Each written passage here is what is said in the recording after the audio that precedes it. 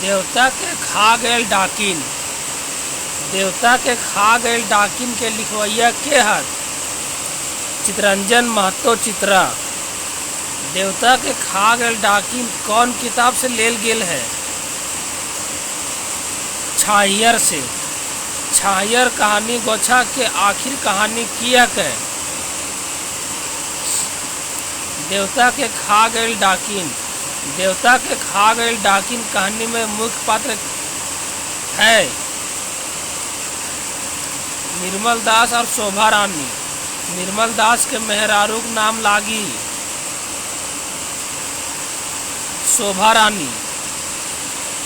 निर्मल दास कर चेला का नाम किया कहे हबीब।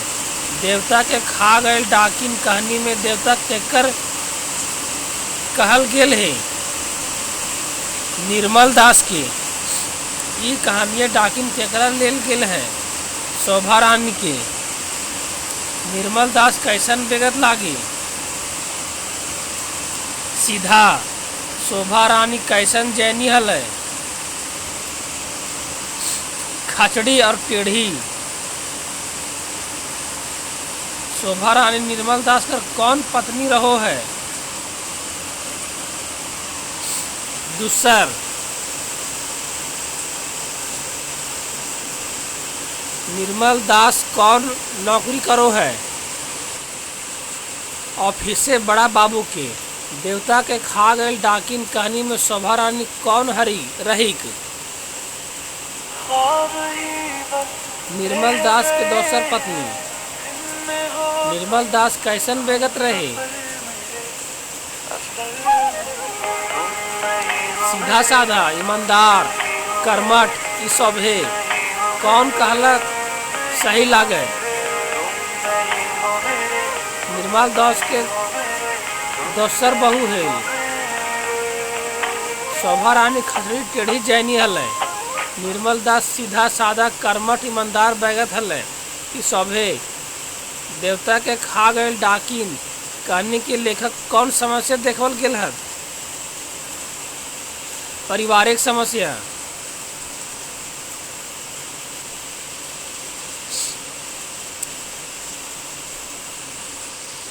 निर्मल दास के घर पारिवारिक समस्या के मुख्य वजह की हल?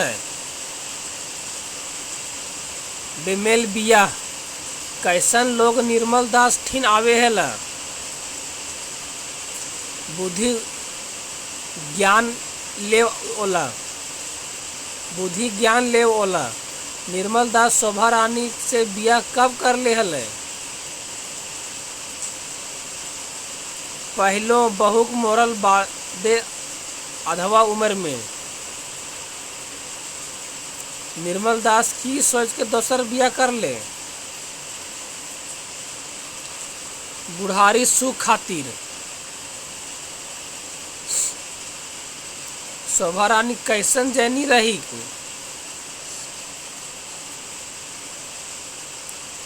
बाजार घूरे और सिनेमा देखवैया, सुंदर और जवान, शौकीन बाज। ई सब है। निर्मल दास कैसन लोग के मदद करे हलथिन? काना अंधरा, गुंगा बहरा, लंगड़ा ठूठा, गरीब दुखी। ई सब है। ककर लेल कहल गेल है? अपने आँख रहते अंधरा भई के रही गेल रहे। निर्मल दास खातिर। शोभा रानी घारे केकर मान महात्म खूबे हैल। सिंह जी के, चौधरी जी के, बनर्जी बाबू के। ई सभे के सामाजिक और कल्याण संबंधी कार्यक्रम में निर्मल दास जा हल।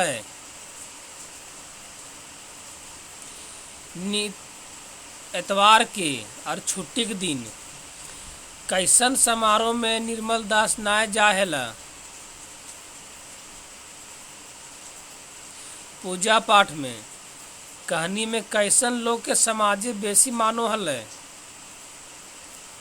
ढोंगी और भ्रष्ट लोग के। कहानी शुरू में शोभा रानी घरे कौन आयल रहे? बचपन कर क्लासमेट।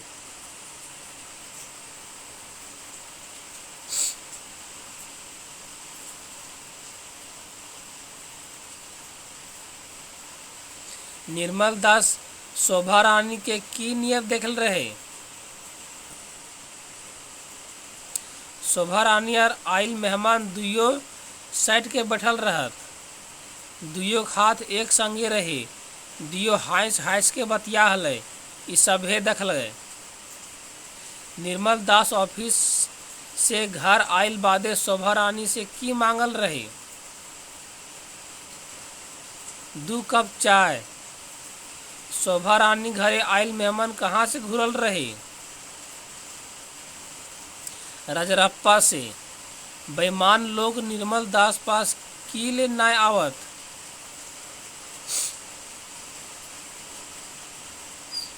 ओखिन भय खा है, काम नाय बने सोचे, डर माने हत। आधुनिक विचारधारा के हले? शोभा रानी बाजार मेला सिनेमा जाए के इच्छा केकरा हवे हले? शोभा रानी के केकर मानसिक तनाव बढ़ी गेल रही? निर्मल दास के शोभा रानी ककर संग बाजार सिनेमा जाए हले?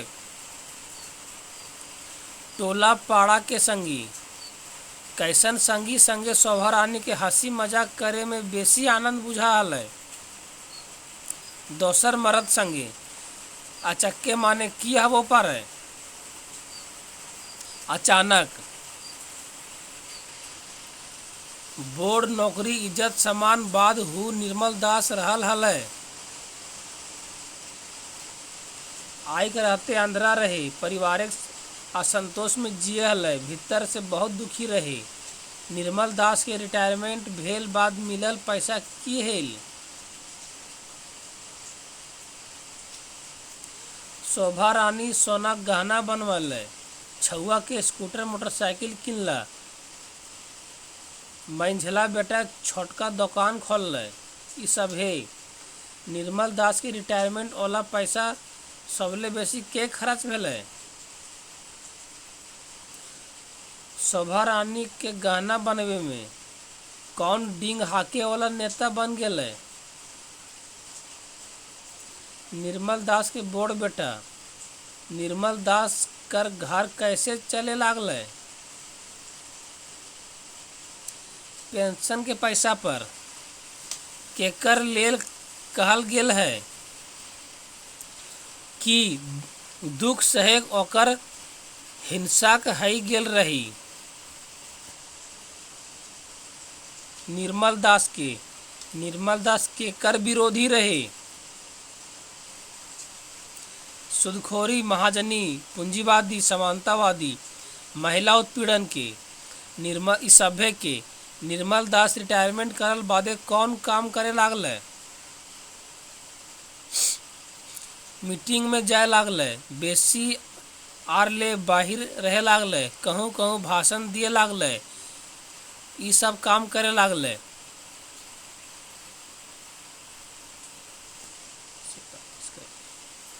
गते गते शोभा रानी चमके लागले और निर्मल दास गमके लागले। Answer A. गते गते शोभा रानी चमके लागले और निर्मल दास गमके लागले। 48 देवता के खा गए डाकिन कहनी के अनुसार कुल कालिनी अपन मर्द के आर्थिक शोषण करे वाली कौन हले? शोभा रानी।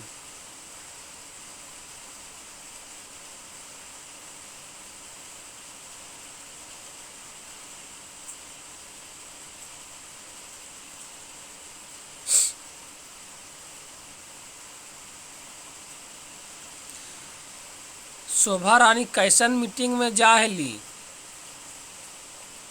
शिक्षा, नारी विकास, नारी उत्थान इस सभ्य में।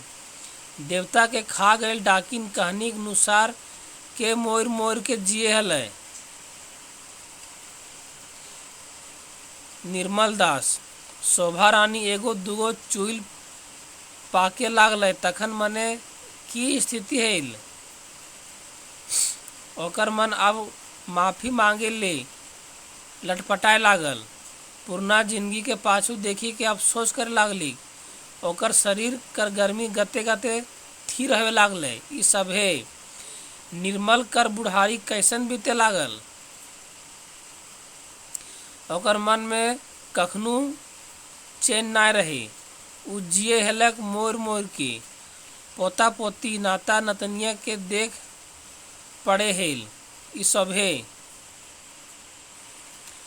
कोयला करखा तो झट्टे में मोटा जाहे, मगर कलंक कर करखा बड़ी दिन तक झलकत रहे।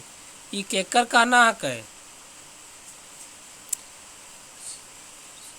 लेखक कर चितरंजन महतो चित्रा की। कोयला करखा तो झट्टे के मिट जाहे, मगर कलंक कर करखा बड़ी दिन तक झलकत रहे। ई केकर कहना है। लेखक कर चितरंजन महतो चित्रा की। शोभा रानी कैसनन भाषा बोले हलिक। बंगला और खोरठा घर मरम्मत करके जिमा केकरा मिल बड़का बेटा के। शोभा रानी के लेखा जोखा नी राखले से निर्मल के की फायदा हेल। सिंगारे के सामान नी दे पड़े लागल। अब साड़ी के फरमाइश नी होवे लागल। निर्मल कर बोझा हलुक है गेल। ई सभे